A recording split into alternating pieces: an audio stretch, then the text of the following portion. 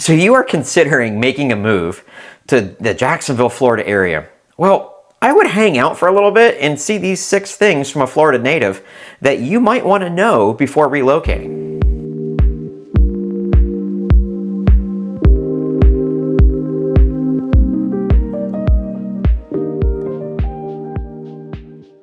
If we haven't had the pleasure of meeting yet, my name is Andrew Michael, and I'm one of the few Floridians that's lucky enough to call themselves a native Floridian. So I have lived here my entire life. The only exception is I went out of state to college. I went to the Citadel, which is a military college in South Carolina, and I served in the Marine Corps to include in the invasion of Iraq in 2003. But other than that, I have always called Florida, or the Sunshine State, my home. So let me guess. You've been coming to Florida for years, if you don't already live here. You've been coming for years and you're visiting your friends, you're going on vacation, whatever it is. You're maybe going to you're going to all these different places and you're saying like, dang, I want to move here. And why wouldn't you want to? I mean, we have a mild winter, especially if you're coming from up north. Great cost of living, especially if you're coming from up north or out west.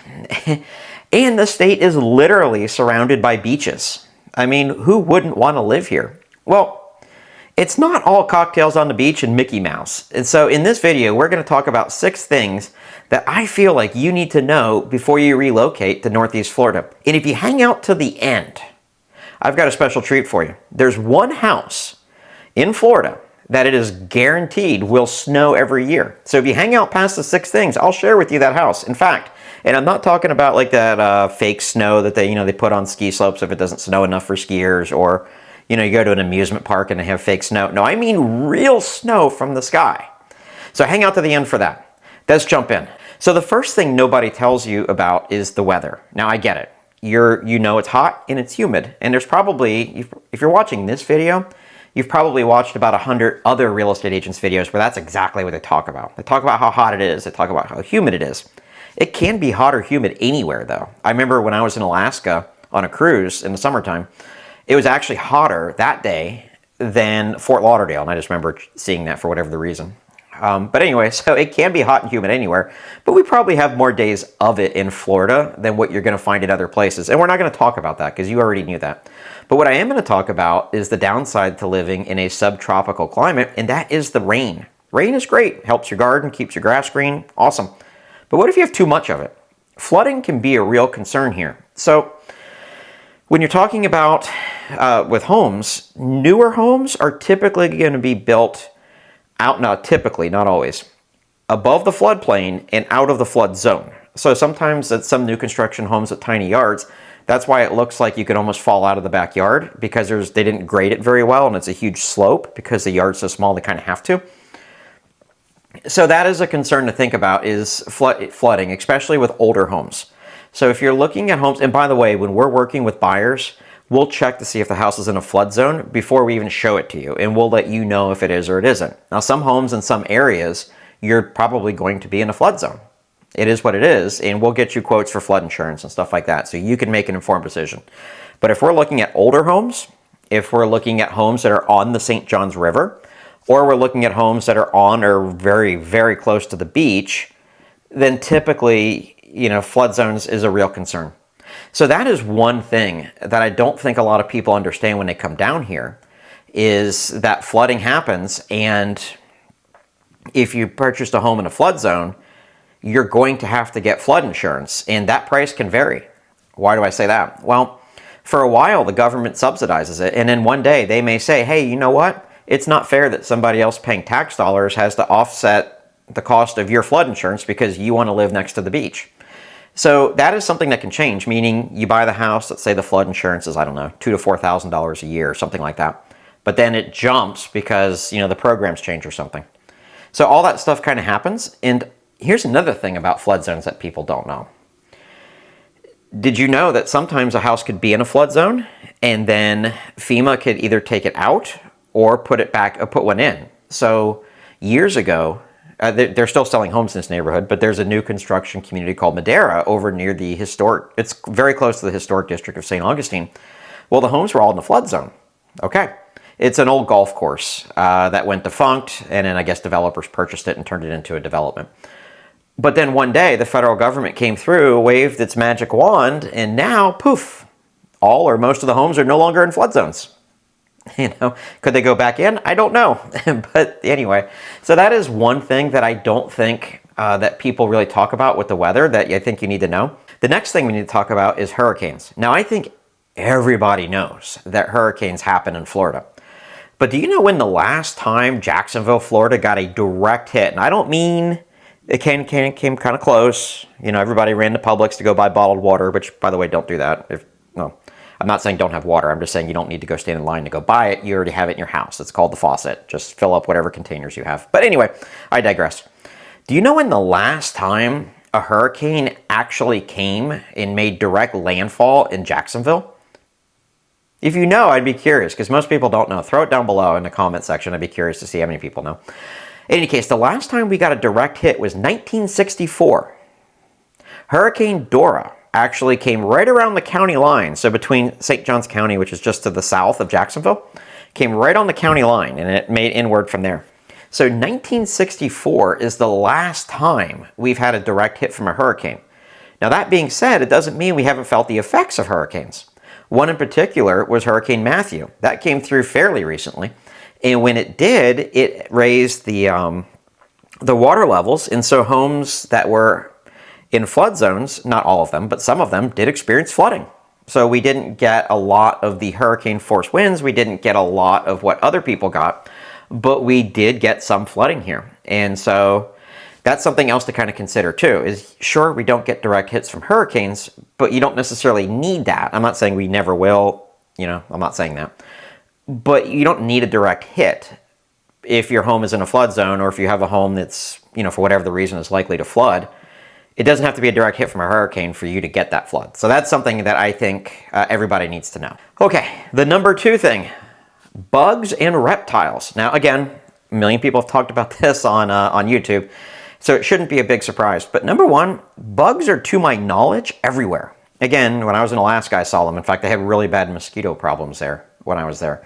So that was interesting to me. I wouldn't have thought they did, but they did. Anyway, so what do you do with that? Well, number 1, let's talk about the silly stuff first, and then I'll get into alligators and snakes next.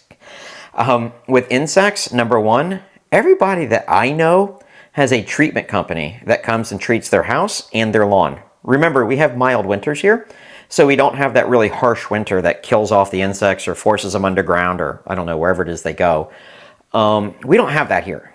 So yeah, so just keep that in mind. So long story short, almost everybody is going to sign up for a pest maintenance plan for their houses and for their lawns. Now, that is not a termite bond. That's something completely different. This is something to, if I look down and I see spiders, or I see a cockroach, or whatever, and I just, for whatever reason, don't want to kill it myself, or even if I do, but I'm worried I may have an infestation, okay, great. Then I can call the company over who comes quarterly, in my case. They'll come and treat the house, tell them what I found, they'll bring the stuff, and they'll treat the house and such. So that's one way to handle it. Number 2 is I always carry 2 things in my truck. Number 1, well, I carry a lot of things in my truck, but 2 things in particular pertaining to this. 1 is insect repellent, because sometimes you'll get insects and you really weren't expecting it. For instance, I took the kids on the boardwalk walk this weekend, and there were a lot of mosquitoes. So good thing I had the can of Off in the truck, so I could just spray them and we were fine. We could enjoy our walk. The other thing that I carry is suntan lotion, but that's another thing. So that's how you handle kind of those like minor insects. Next, we're going to talk about reptiles. All right, so South Florida, like Fort Lauderdale, Naples, those areas, those are the ones that have the problems with the pythons, which those are not indigenous here. I guess going back to the 60s or 70s, people were letting them out of their, they got too big to manage, so they let them out in the woods, and now they have colonies of them, or however that works. They're problems. Iguanas are interesting too, because they're these great big lizards, and they eat flowers. I don't think they hurt people. But in any case, we don't have those up here, and the reason is, at least I've never encountered them or heard about it, and if we do have them, we only have them for a few months at best, because here's what we do have that they don't have down there. We have mild winters, meaning we do get some winter here.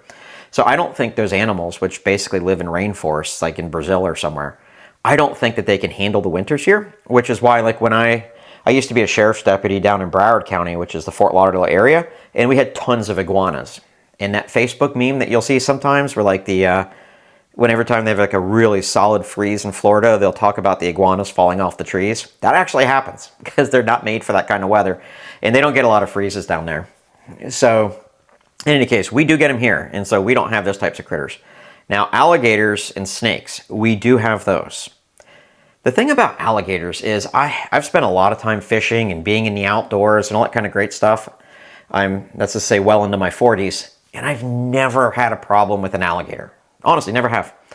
And so here's the thing about it. Number one, if you purchase a home and it's on water, a retention pond, the St. John's River, you're definitely going to have them. But retention ponds, which is basically man-made lakes that water management had the developers build, so that way the water has a place to go. You know, as part of the building the vacant home or building the new homes out of the flood zones. It's part of that. But in any case, if you live on water, I would assume you have alligators in it. And even like little teeny bottles of water that you would never think. For instance, take a look at this here. I was coming home last weekend. I had the family in the truck and I looked over and sure enough, there's this little retention pond in front of an industrial area right off International Golf Parkway in St. Augustine. And sure enough, there's an alligator. Now, the entire lake, if you want to call it a lake, it's tiny. It's not even like a quarter the size of my house, and I don't live in a mansion. But anyway, the entire lake is fenced off, and there was an alligator inside the fence right off the water. Now, how did it get in there? Some parts of the fence, you could tell it could have gotten in or out. So, okay, fine. But my point with that is, if you have a home on the water, I would assume that you're going to have alligators in that water. Now, it's standard in the state of Florida. Once an alligator gets to 4 feet, they will come and it creates a threat. Then they will come and remove it. So if you have let's say a 4-foot, 3-inch alligator and you live on the St. John's River, no, they're not going to come take it because it's the St. John's River. That's where they're supposed to be.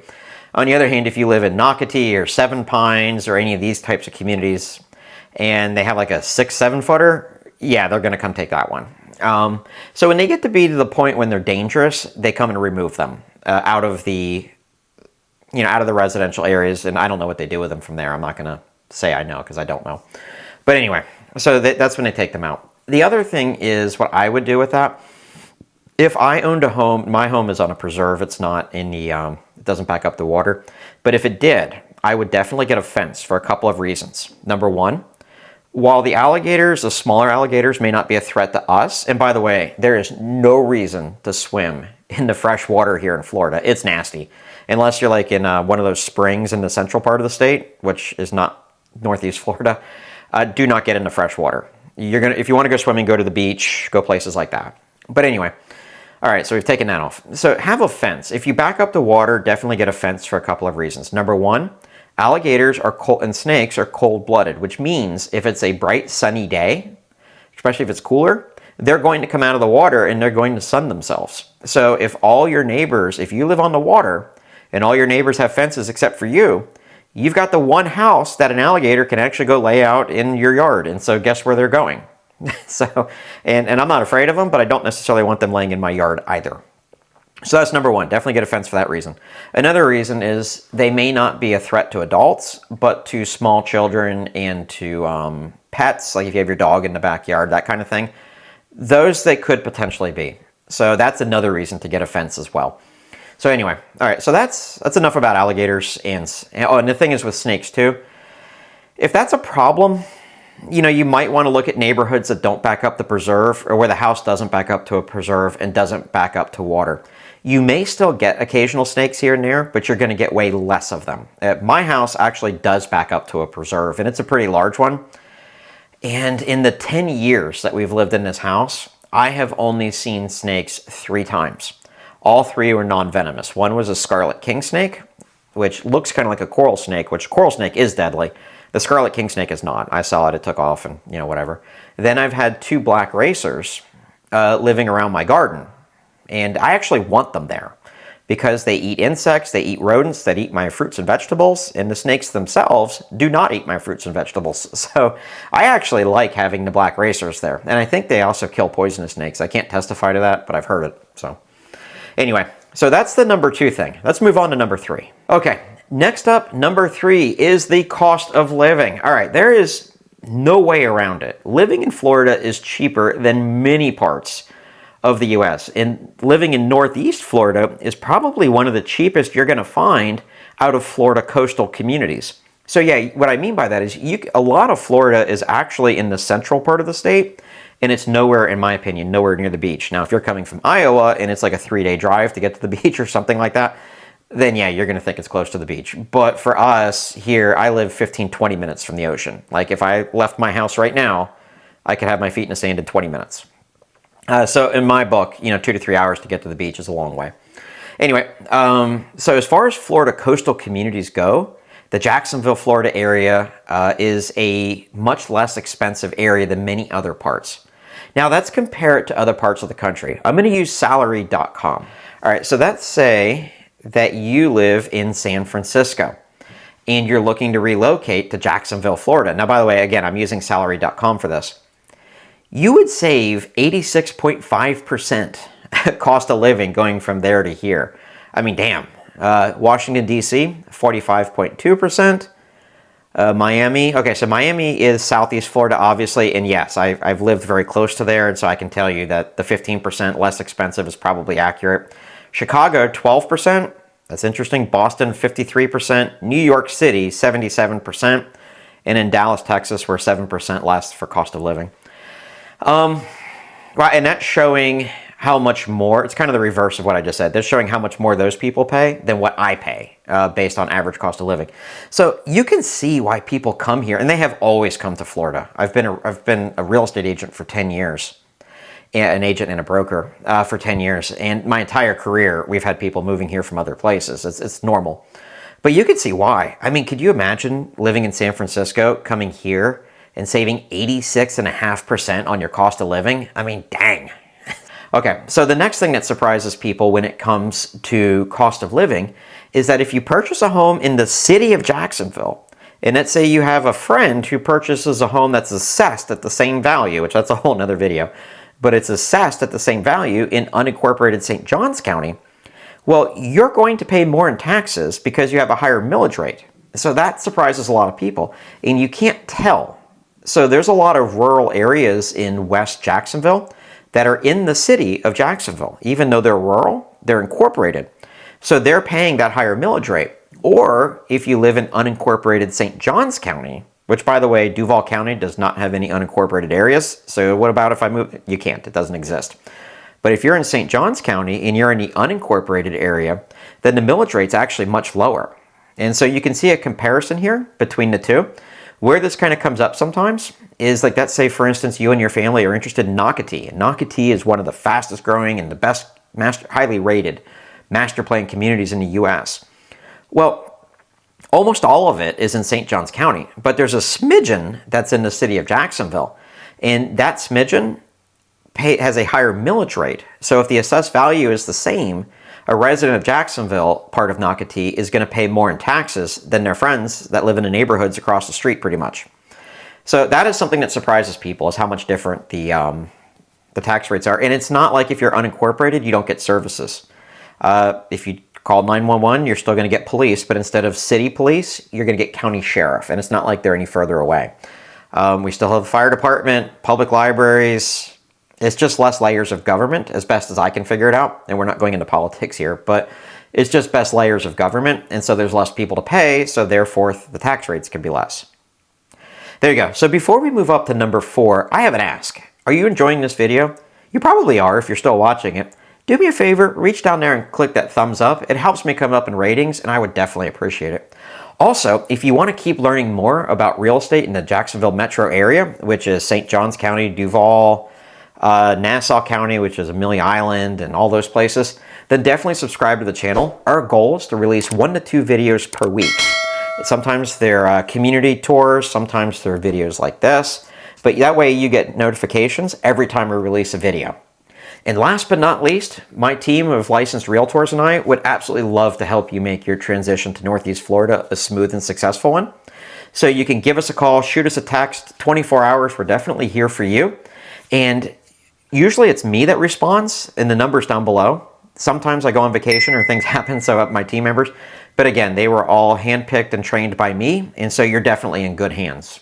And yeah, we help people every day with making that smooth transition. And so we would love to help you too. The number 4 thing I think you need to know before relocating to Jacksonville metro area is traffic. Now, this is going to be kind of like insects and or reptiles, insects, cost of living. It depends where you're coming from. If you're coming from like a rural area or a less populated area, then yeah, there are some things to traffic here we'll talk about in a second. But our traffic here is nothing compared to New York, like the DC metro area, Atlanta, San Diego. I've experienced traffic in all those places, and I can tell you, if you went around Jacksonville looking for the worst traffic situation and put yourself in it, you're not going to come close to any of those. So that is one thing to kind of consider there. But all right, so we do have traffic. It is an urban area, Jacksonville, and we do have traffic. However, I will say that they have taken steps in recent years. One, for instance, is 9B. 9B goes from central/west St. Johns County, and it links up to the southeast corner of 295. 295 is the beltway that goes around Jacksonville. And of course, I-95 is the one that goes from south to north. It comes from South Florida and it goes all the way up north somewhere. But anyway, so 9B connecting into 295 was great if you were coming from North St. Johns County and trying to get into Jacksonville. That made it much faster. Also opened up a lot of shopping and things in North St. Johns County that they didn't have before that, or around the same time. Next up, they did express lanes on the southeast corner of 295. Now, as much as I don't like paying 50 cents, it's usually 50 cents, I think, to take the express lanes that I already paid for as far as the construction, but again, we're not going to talk about politics here. I have to say it is nice. So I take the 295, the express lane, at least once a day.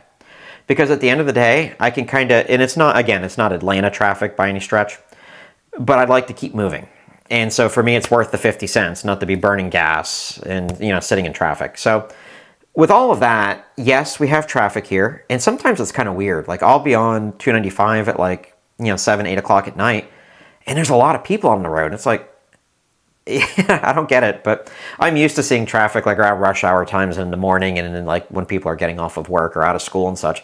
I wouldn't expect it that late at night, but sometimes you do. But anyway, yeah, so traffic is a thing, but again, they have taken steps and they're continuing to do so to alleviate it, number one.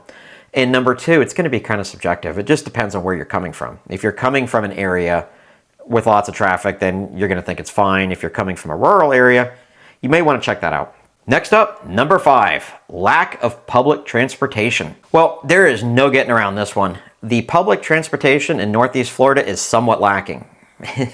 So when I go visit my friends in DC, New York City, some places in California, I guess, like my friend in DC refers to his car as an escape pod. Why? He'll never drive anywhere locally. He walks to the grocery store, he takes a bus, or he takes the subway. Well, actually, Jacksonville did used to have a subway like a long time ago, but we don't anymore. And so, in fact, I don't see how we really could have a modern day subway that goes underground because our water table is so high, it would be a submersible. So, meaning it'd go underwater. So, we don't have that here. So, if you move to the Jacksonville area, and that's, again, St. Augustine, Ponte Vedra, Amelia Island, any of those things, you're going to need a car. And you're going to need a car for day-to-day life. You're probably, there's a few exceptions, but you're probably, and we'll talk about those exceptions in a minute, but you're probably not going to be able to walk to the grocery store, all that kind of stuff. You're going to need to take your car to work. You're going to need to take your car to the grocery store, drop the kids off at school, all that kind of stuff. And there is no subway. I don't know anyone who takes the buses, and I've seen this like kind of chintzy looking up above the ground subway thingy in Jacksonville, and I don't know anybody who takes that. So again, long story short, one of the things that you may find where you live now that you are not going to find here is reliable public transportation. So bring a good car with you or get one when you get here. And remember, I have that house for you that is in the state of Florida and it's guaranteed to snow. We're almost there. Okay, so the number 6 thing is the people. I've heard it said, wherever you go, there you are. And I believe that. I think if you're a positive person, you're going to attract positive people. And if you're a Debbie Downer, the world's terrible, the glass is half empty, then that's who you're going to surround yourself with. You could come here, or you could go to Alaska. It's going to be the same thing. But all that being said, I have had the experience of traveling all over the United States. Remember, I went to a college in the Charleston, South Carolina area. That, I think most people would consider that, and outside of it, the Deep South. I was also in the Marines, and during my time in the Marine Corps, I went all over the country, different places. And what I experienced when I was in the, we'll call it the deep southern parts, is people you didn't even know would come up to you and talk to you for an excessive amount of time. And I thought it was rather odd because I was from Fort Lauderdale, and you might say hi to somebody maybe when you walk down the street, but that's it. And I've been in like rural North Carolina eating breakfast by myself, and people would come up to me and just start a conversation. I had no idea who they were, and they weren't trying to sell me anything. It was strange. I've had that experience in a couple of places in the South. On the other hand, when you go to New York or New Jersey and places like that, nobody's going to talk to you unless they know you. You know, that's just not going to happen. So I feel like we're a good cross-section we're good between northern and southern culture here in the U.S. And the reason I say that is because you have so many people that are moving here from so many different places. And so you have the people who are from more friendly places, and yeah, they're more used to talking to people they don't know. And then you have people from other places that aren't used to that. And they all kind of mix together. In fact, one time I heard a really funny conversation. I was at a neighborhood party, and the family that was hosting the party is from Texas. And she's one of those people, if she doesn't know you, she'll make it her mission to become your friend. She's super friendly, super nice. I would argue that the bulk of the neighborhood parties and get-togethers that we go to, she's having them at her house, or she's organizing them. That's just the kind of person she is. So we're in a conversation, and then next to us is two of our other neighbors who had but they had relocated down from New Jersey. And the two people from New Jersey were commenting about how hard it was when they went to our local grocery store, Publix, which Publix is a huge chain all over Florida and the Southeast. But they were commenting on how difficult it was because when they were at the cashier, and of course you're there for a few minutes, they're ringing up all your groceries. While they were standing there, the cashier would start talking to them, ask them about their day. Did they find what they were looking for? Generally take an interest in them. And it was hard for them because they weren't used to talking to people they didn't know. And it wasn't like, anything. So they just struggle with that. And it took a while until now they're like, my day is fine, thank you. How was your day? And yes, I did find everything, thank you. But it was funny because when they were having that conversation, our other friend from Texas was cringing because she just couldn't imagine, why wouldn't you want to talk to everybody about your day and stuff? So anyway, my point on all that is when it comes to the people, they're generally friendly. And you can walk up to people you don't know and ask a few questions. They'll talk to you, but unless they feel a connection, they're not going to talk for what I feel is an excessive amount of time. They're not going to sit there and talk to you all day. But they will answer your questions, whatever. And people here are, for the most part, friendly. All right, so you made it to the end. You've learned the 6 things that I feel you need to know before relocating to the Jacksonville metro area. And as promised, I've got something for you. The one house in Florida where it's guaranteed to snow. And you know where that house is? It's in Washington, D.C. Did you know that the state of Florida is the only state in the United States that has an embassy in Washington, D.C.? It's true. The next time you're in D.C., go check it out. It is 100% owned by the state of Florida. You can go in there. I don't think you have to be a Florida native or a Florida resident. You can go right on in. And it's not like the Smithsonian by any stretch. I mean, you're not going to be there all day. But you can get a glass of freshly squeezed orange juice for free. And you can take a look. They've got footballs from the different colleges. They have a tiara from a Miss Florida beauty pageant competition. And it's just a lot of fun to go check out. Just, it's like a quick distraction while you're in D.C. But that is the one house in the state of Florida that it's guaranteed to snow every year. Well, thank you so much for hanging out to the end. Again, my name is Andrew Michael. I appreciate your time, and I look forward to meeting you in person if we haven't done so already. Take care.